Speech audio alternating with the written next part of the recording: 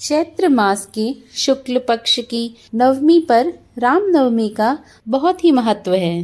ठीक उसी तरह वैशाख शुक्ल नवमी के दिन जानकी नवमी का बहुत ही महत्व है। माता सीता इसी दिन प्रकट हुई थी और इसी कारण हिंदू धर्म में अपनी आस्था रखने वाले हिंदू इस दिन बहुत ही श्रद्धा के साथ व्रत और उपवास रखते हैं ताकि उनके सभी तरह के पाप नष्ट हो जाएं और वह एक अच्छा जीवन व्यतीत कर सकें।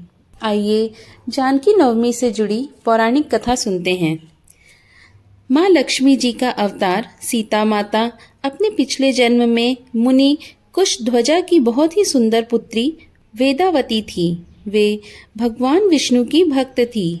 वे हर समय केवल उनकी पूजा में ही लीन रहती थी। उनका प्रण था कि वे भगवान विष्णु के अतिरिक्त किसी और से विवाह नहीं करेंगी। उनके पिता एक ऋषि थे। वे अपनी बेटी के इस प्रण को अच्छी तरह से जानते थे। उन्होंने कभी अपनी पुत्री को अपना मन बदलने के लिए विवश नहीं किया। पुत्री की इच्छा का सम्मान करते हुए उन्होंने पुत्री के लिए आए अनेकों शक्तिशाली राजाओं और देवताओं के रिश्तों को मना कर दिया। मना किए गए रिश्तों में से एक रिश्ता दैत्यों के शक्तिशाली राजा शंभु का भी था।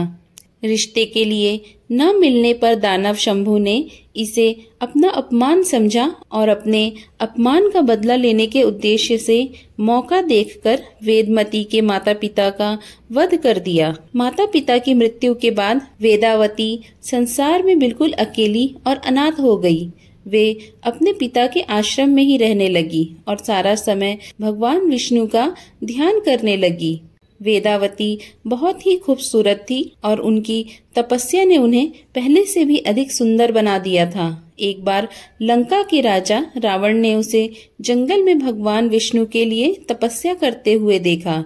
वे वेदावती की सुंदरता पर मोहित हो गया। उसने वेदावती के समक्ष विवाह का प्रस्ताव रखा, परंतु उसे भी न में ही जवाब मिला। न में जवाब मिलने पर रावण ने वेदावती की तपस्या भंग कर दी और उनके बालों को पकड़कर उन्हें घसीटने लगा। रावण के इस कुकृत्य से क्रोधित वेदावती ने अपने बाल काट दिए और कहा कि वो वही उसकी आंखों के सामने ही अग्नि में कूदकर अपने प्राणों को त्याग करेगी। अग्नि में प्रवेश करते समय वेदावती ने कहा कि रावण ने इस जंगल में उन्हें अपमानित किया है।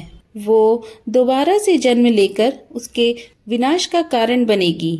वो वेदावती ही थी जो सीता के रूप में जन्मी और राम जी के माध्यम से रावण के विनाश का कारण बनी। जब वेदावती का जन्म सीता जी के रूप में हुआ तो वे मिथिला नरेश राजा जनक को उनके खेतों में जुताई करते समय भूमि पर लेटी हुई मिली।